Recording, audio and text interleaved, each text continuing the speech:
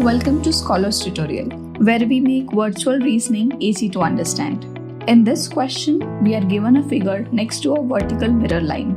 Among the 5 options below, only one shows the correct mirror reflection. The others are rotated or misaligned version of the original pattern. When a shape is reflected in the vertical mirror, the entire figure flips from left to right. A mirror image is the flipped version of the given image, just like how you look in the mirror. Any blocks appearing on the left side will now appear on the right side in the mirror image. The correct mirror image is option E. It matches the exact left to right reversal of original figure. Let's see why the others are incorrect. Option A, B, C and D don't represent the correct mirror image. Rather, they are rotations of the original image. Option E represents the true mirror image. With Scholars Tutorial, understanding reflections and rotations becomes simple. Keep practicing and sharpen your visual reasoning skills.